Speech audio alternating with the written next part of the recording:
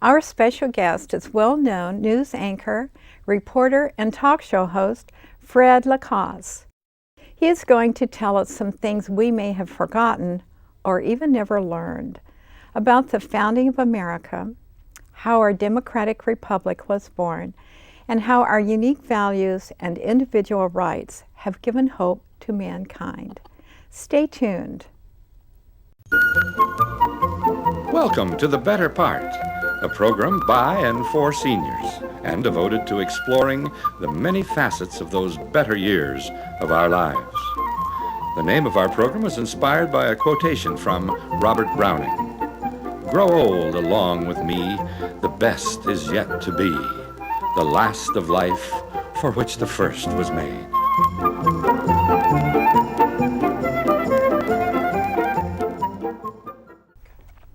Mr. Lacaze, thank you so much for your visit to give us some insight into our American history. Thank you, my pleasure, Marilyn. So make mine Fred, okay? All right, thank you. Sure. You've been giving some very exciting speeches in schools and organizations about our early democratic republic. And I like the fact that the subject is being covered with an eye of a reporter. What caused you to get involved in this endeavor? Well, this goes back, 6 or 7 years ago. And I was up in Oregon visiting my son and his wife and their 3 daughters, my 3 granddaughters. And I asked them during the course of the visit there, tell me what some of your classes are and what you're learning, especially about early U.S. history, how America was founded and the Revolutionary War and the Constitution and all that. And it kind of, went over their heads. And I thought, because these were pretty good students, still are. Then they were like 3rd grade, 8th grade, 11th grade. And that bothered me. So I thought, I'm going to do some research here. So I started investigating the various curricular frameworks from school districts in various states around the country. And I discovered that there has been a narrowing down of teaching that portion of our American history, that time of the Revolutionary War, et cetera. And that bothered me. Plus, there's been a narrowing down in terms of teaching basic civics that most of us had when we were seniors in high school. A lot of school districts have not kept up that momentum, if you will, so kids understand what's expected of them when they become adults. So that bothered me. So I thought, well, what am I going to do about this? Well, I was sort of semi-retired from my business and television. So I started reading a lot of the great biographies that have been written about our founding fathers the past 12 to 15 years. A lot of great ones, by the way. And the more I read, the old adage, the less I knew, so the more I studied. And I spent about 2 years studying. And I finally thought, I know, I'm going to come up with a presentation for school assemblies. Why not? Or classes. And so I did. I got 35 minutes worth about the history, and then the last 10 minutes teaching kids about what they should do once they become adults and can vote. And that's really how I got started in this thing. And what I did is I conned about 10 of my close friends to actually do the voices of our founding fathers, including my wife, Terry Lowry, who does a mean Abigail Adams, I must admit. And then I put together this presentation, and I've given it now over 100 times in schools and conventions and service clubs, and I'm really enjoying it. To set the stage for the revolution, Sure. Would you tell us what it was like, the people here prior to the revolution? Actually, most of them were Brits, about 85 to 90% of them. Some from France, Spain, the Netherlands, Norway, but 85 to 90% of them were Brits. And now we're talking about 150 years here, too, before the Revolution. 1607, Jamestown, the first English colony, an America that survived, all the way up to the French-Indian War, and that was 1756 to 63. And they wanted to leave England because they wanted to upgrade themselves. And there was quite a strata existing in England at the time. It's hard to move up a notch or two. So to do better, they thought, well, what the heck, let's take a chance. Let's take whatever money we have. And they were risk takers. They had to be, because they didn't know if they were going to make it all the way across the Atlantic, let alone survive the first year. And they did, however, and they really worked. And once they got here, wow, they saw all this land, farmland, wonderful. Because in Europe, and Northern Europe and England, they didn't have much farmland. So they started their own farms, and they prospered. 90% of them, in fact, those 150 years, were farmers. And they set up their own local governments. And they took great pride in setting up those town hall meetings in which they could control what was really going on around them. They didn't like the idea of the governor appointed by the king, of course, and each of the 13 colonies to rule them, But they were smart. They allowed us to set up our own governments, and we did. So that gives you an idea of roughly who we were at the time, primarily Brits. If life was better for them over here, why then would they rebel against the greatest power in the world, the King of England? Yeah, indeed, he was, indeed. Actually at about 1750, roughly in that era, about halfway through the 1700s, there was a growing sense of independence. We were still loyal to the king, but we liked the idea of maybe not being called property of the king. Let's give us a little more independence. And then came the French-Indian War, 1756 to 63. We actually fought alongside the Brits against the French and the Indians. So in 1763, we felt pretty good about this. And then the Brits had a major deficit problem, much like we have today in America, as a matter of fact. And they had to figure out what to do about it. We'll tax those colonists. And did they ever? They put fees on almost everything you could think of. And then they came out with a Stamp Act in 1764-65. The Stamp Act was imposed by Britain, and everything written or printed here in America, wills and ads and newspapers, whatever, playing cards, even dice, had to be stamped and therefore taxed. Well, that didn't make most of us very happy. And good old Sam Adams and his Sons of Liberty, they're the ones who really started rebelling and established those boycotts of British goods. And then they came out with that great slogan, taxation without representation. And that's what really got us going in terms of our rebellion. Who were the people who actually favored and engineered the revolution? Well, we had literally thousands of them who never became famous. These are the hard-working people day in and day out. But there were some certain catalysts, of course, that did lead us, if you will. Sam Adams was one of them, with the Sons of Liberty. And they're the ones who in the greater Boston area, again, led those boycotts against British goods. So Sam was a key catalyst, if you will. And in fact, that would have been 73, January. He and the boys led the Boston Tea Party. And they dumped those, tens of thousands of pounds of tea into Boston Harbor. So Sam was a great one. Another catalyst was John Adams, his cousin, great lawyer living just south of Boston, of course, also a representative in our constitutional governments and legislatures, also directly involved in the Declaration of Independence, naturally, in that particular committee. So Sam, let's see, make sure I don't forget. Thomas Paine, yes. Paine was a Brit. He'd only been in America about a year and a half, had a wonderful British accent, of course, and he's the one who wrote Common Sense. Mm-hmm.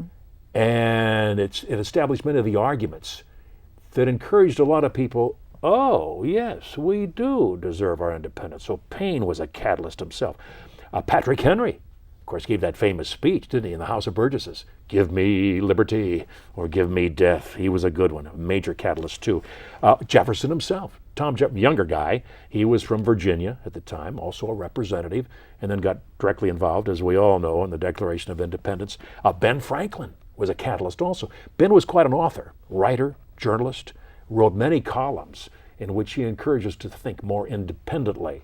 And in fact, Ben also wrote the first draft of the Articles of Confederation, 1774. And they sort of became a guide for us, if you will, to try to unite us a little bit. He was quite a catalyst himself. And then finally, George Washington, who was the inspiration for most of us. Great general, and in fact became our commanding general then in June of 75 outside of Boston and Cambridge. So those are just a few of the catalysts who really became famous as helping us finally move into our rebellion, our revolution against the English. Well, the Declaration of Independence, to me, it's a masterpiece of writing. Mm-hmm. It's just beautiful. Yeah. Why did they need a written document, and who did it? Why did they? Well, let me explain how that worked.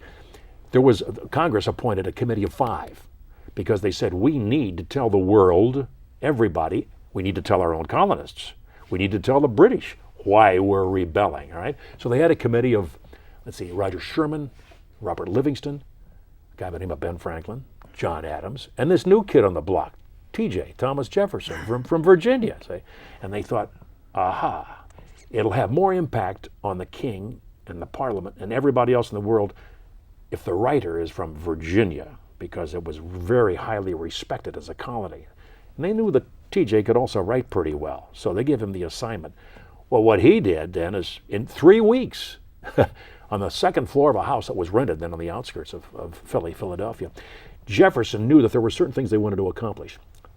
First of all, they wanted to convince everybody that, yes, we are all created equal. That was extremely important. He also wanted to point out the abuses of the king. So what he did is that he didn't create all this stuff. He borrowed it. But he was a smart student. And he took George Mason's Virginia Declaration, as a matter of fact, which he only had written about 2 months before that. He took a lot of his ideas. He took a lot of the ideas from the 74 convention, of the Congressional Convention, and because they had discussed the possibility of how we rebel and how we declare our independence. And then he also borrowed from Plato, Socrates, Cicero, who would discuss some of the problems they had with the Greek democracy, of course, which then was like 2,200 years before that one. And finally, he got his draft done. And you know what happened? Congress and the committee made 86 edits.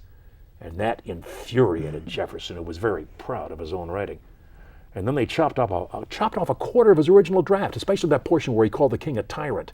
A little too harsh, they felt. And finally, though, Jefferson, okay, I'll go along with the game if you're going to make all those cuts. So in essence, he was really the writer, if you will, of the Declaration of Independence, with a lot of edits and a lot of help from other researchers. And there's your answer. Well, they were brilliant people. Oh, they indeed. were well educated. That's Yes, indeed. certainly. Well, they were daring and brave people Yeah. to do something Sure like were. that. Now, what? And I know a lot of them were financing, putting out money and different things. What was the fate of these early instigators and leaders? Oh, especially the ones who signed the Declaration. Yes. Wow, there were 56 of them, 56 men. These guys were all pretty well to do. And a lot of them were lawyers, very well educated, many merchants, a lot of farmers, very wealthy farmers. They had plantations, and depending on which historian you want to believe, because there are a lot of history has been written about their fates, if you will. Some perhaps were glorified a little too much. But overall, some of them were caught by the British, captured, tortured, killed. Some of them escaped into the mountains, came back and fought during the war. Some of them lost their entire properties, their farms, their mansions, what have you. Some of them had their wives and their kids killed or else chased away. So, but the king and the parliament said, you've committed treason. And therefore, according to the king and parliament, those fates were justified. Well, they had to have a war then. And Yep. we had 13 very separate and distinct colonies, Sure did. almost like Yeah. nations.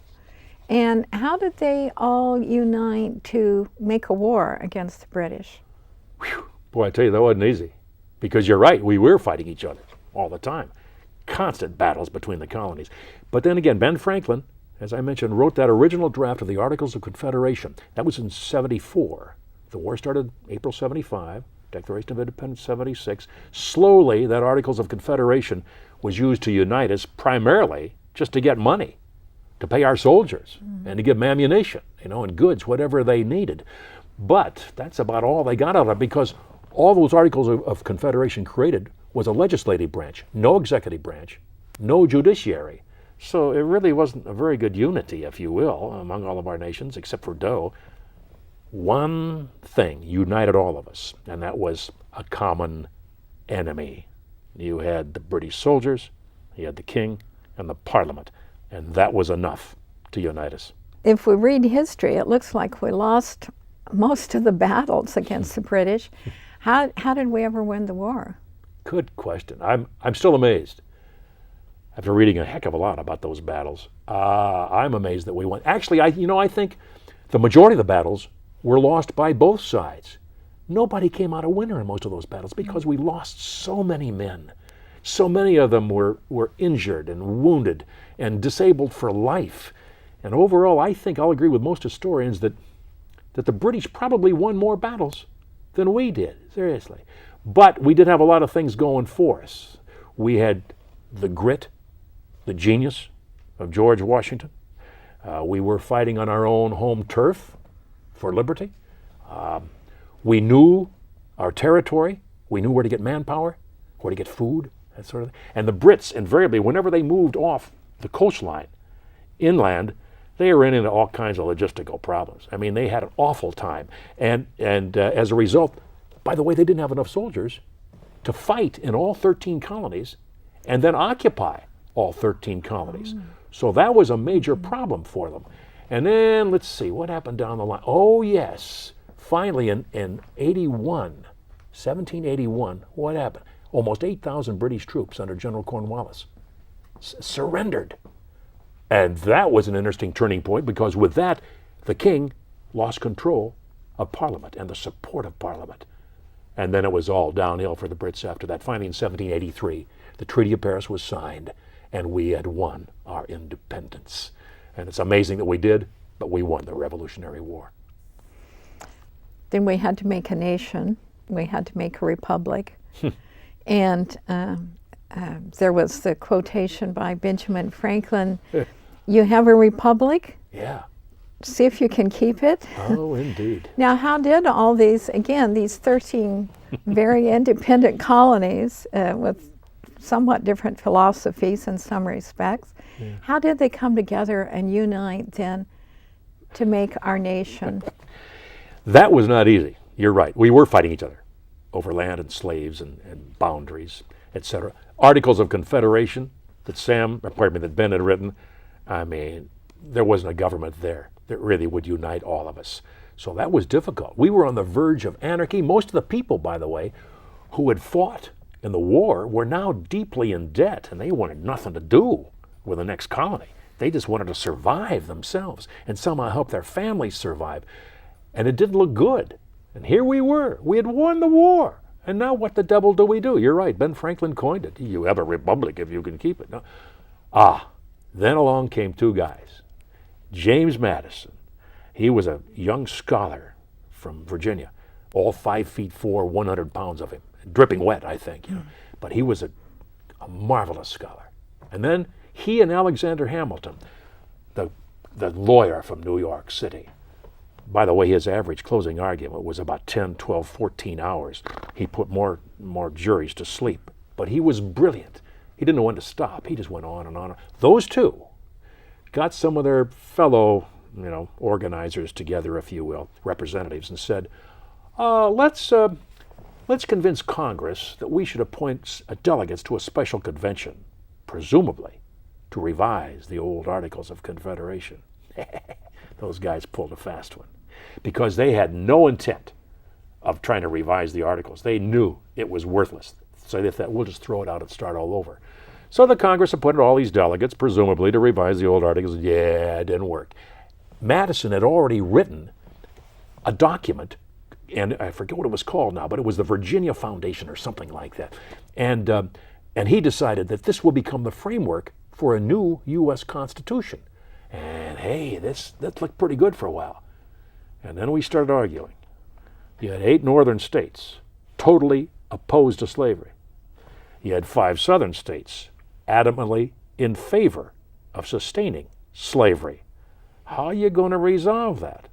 Wasn't easy, okay? You had the North and the South fighting. You had also Federalists versus non-Federalists. Those Federalists, like Hamilton, they wanted a big central government with a president who was really strong powers, and a strong Congress to control all those colonies. Then you also had people like Patrick Henry, Thomas Jefferson, and some of the folks from the South who said, no. We are non-Federalists. We want the states to remain with more power than the federal government. Well, this went on for a couple years, making no headway whatsoever. Finally, what happened is that somebody said, I think what we have to do, the only way we're going to pass this Constitution is if we come up with a national Bill of Rights. Oh, okay. So they encouraged the states to send their recommendations for the National Bill of Rights down to James Madison, the scholar. He took 200 of these recommended amendments, consolidated them down into groups, got them down into 19 recommendments that would make up our National Bill of Rights, sent those 19 to Congress. Congress chopped off 7 of them, sent 12 to the states. The states ratified 10 of those recommended amendments, and those, of course, became our National Bill of Rights. And with that, finally, the Constitution was approved, we had a Bill of Rights, and we had a United States of America. Amazing, but we pulled it off. based upon what they knew at that time and the way life was, it had some flaws, and some of them were pertaining to slavery and women's rights and so forth. Indeed. And, especially, slavery. We thought we'd compromised. In fact, slavery at the time, though, was not unusual. Everybody is so critical of Jefferson and those boys. Well, that's the way it had been throughout history. I mean, all civilizations had slaves throughout their lifetimes, if you will. So it was not unusual. But we knew that the South wanted to maintain slavery. Those 8 northern states totally opposed to it. Now, how in the devil do we resolve this? All right? John Adams was adamant against those in the South. Jefferson said himself, he said, I have slaves, and there's no way we can free them now. They need to be educated. They need to be taken care of for at least another generation until they can be educated. So at least Jefferson was empathetic, if you will. But still, you couldn't get the states together at all. And what they came up with finally is called the 3/5 Compromise. They decided that the southern states could count only 3/5 of their slaves as being part of the state's total population. Well, everybody kind of thought that's cool. That'll equalize power, if you will. And then the North said, okay, if you're going to have that, if we're going to grant you that, we're also going to make sure that you end slave trade within 20 years. So the North thought, well, at least we can get rid of slave trade. And the South said, we'll see about that. So they compromised. Yeah. But we know what happened. The South, no way. They imposed all kinds of rules that prevented those slaves from being free, didn't they, in the South? And it would take another 3 generations before the Civil War, which was not totally, but largely fought over slavery, and the 13th, 14th, and 15th Amendment in the 1860s finally gave freedom and independence and the right to vote to slaves. And that didn't work, did it? Because the South once again imposed other rules, and it took another 100 years after that for the civil rights movement and the legislation of the 1950s and 60s before those descendants of our African American slaves would finally gain their voting rights and their independence. So that was one that we really struggled with. Now, the other one you mentioned, women's rights. Nothing happened there for a long time. I mean, Abigail tried. She wrote some rather tough letters to her husband, John, and was very upset with him. But, of course, John knew that he had all other men on his side, and so no way were women going to gain any rights at all. In the early 1800s, though, it was interesting. There were some women who had money, and they would start colleges, little colleges throughout the East Coast. And finally, that gave women at least a little more education. That was good. 1850s or so. That's when Elizabeth Cady Stanton, and help me out, I can't remember the other one's name. I can't remember. Anyway, started the women's suffrage movement. And they think, at least we'll have the right to vote. 1850s. Big deal. It took another 70 years after that before the 19th Amendment finally gave women the right to vote in 1920. So that's something we had a major problem with trying to resolve in our Constitution. Didn't resolve it until the 1920s, did we? It's about 220 years since the Constitution was ratified. Yes. And how would you say that their ideas and actions are affecting America today? Every day. Every day the newspapers are full of arguments about the Bill of Rights, the Constitution itself. In fact, the most recent one is after the health care plan was was passed. Then states started suing the federal government. And the last I heard, there were like 15 or 16 states that had sued the federal government because they said that's a violation of the 10th Amendment, federal rights over states' rights. No, we want equal rights here. The feds should not have the power, according to the 10th Amendment, this is their argument now, should not have the power to tell someone, a citizen living in a colony, that you have to buy something, and if you don't buy it, we're going to fine you. So that's why all these states are suing the federal government. That's happening today. Take a look at the freedom of speech, freedom of assembly. Remember a few years ago when all those students were organized at the University of California campus and they lived up in the trees for about 3 years? Yeah. Right. Freedom of speech, freedom of assembly. We argued every day. All the TV stations in the Bay Area covered that constantly. We have some, look what happened in January. The Supreme Court, 5-4 vote. This is the one, the corporations contributing dollars.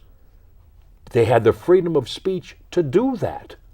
And isn't that interesting? And now we're arguing about that. I mean, the president in the State of the Union message even criticized the Supreme Court, and they were sitting right there in Congress, weren't they? And they didn't like it, but he did. So we argue constantly about freedom of speech, freedom of religion, and all of our daily activities throughout the country. So those ideas of those founding fathers really inculcated, if you will, into the Constitution and the Bill of Rights have an impact on us every single day. What actions should we be taking now to protect all these freedoms and rights for ourselves and our grandchildren? You know those knee-jerk reactions that we sometimes have? We hear somebody say something. We hear, for example, if you're a Republican and you hear George Bush say something, you will tend to think that's a pretty good idea, won't you? Because of your feelings about George Bush. Now, if you're an Obama fan, and Obama were to say the same thing that Bush just said, well, you might like that idea because Obama said it, based on your feelings about Obama. So I urge young people, and all of us, whatever age we are, to avoid those knee-jerk reactions. Be smart. Judge an idea based on its merits, rather than who said it and how you feel about them. Somebody makes a statement, whether it's political or whatever it happens to be. Do they just make a loud boast or a claim without supporting it with evidence? Aha! And this happens a lot, doesn't it, in political campaigns. We think, wow, that's a great idea, but there's no evidence to support how they're going to accomplish that. So make sure, no matter what age you are, you use evidence and are always looking for evidence to support statements made by somebody else. Also, let me caution you about news. I was in news a lot of years in television, and I was in it in a day, fortunately, when the great majority of us honored Edward R. Murrow. We tried to be as fair as possible, presenting both sides of a story. Well, today, in this day and age, many news operations have political agendas. Right. Many networks now have political agendas. I have difficulty finding people that I can actually watch that I trust on the air. John King, for example, is a great one, I think. There are many others, believe me, but there are also a lot of them that I just laugh at. So if you read somebody that you really like, make sure you read somebody that you disagree with. Because that's, as you get older, it's when you begin to realize you really start learning things, don't you? So in other words, be smart as much as you possibly can. When you turn 18, vote. And if you have young people in your family who are going to be 18, make sure they vote. And make sure they register also, first when they're 18. Make sure they vote in every election, not just every 4 years when it's really popular, all right? Make sure that the young people you know get involved somehow in their schools, in their school politics for that matter, or get involved in community activities, whatever, and then possibly in politics.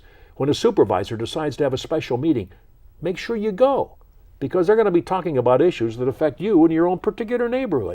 It's been so informative and so interesting, and you make it fun. Pleasure for me to be here. Thanks, Fred. You bet. Take care.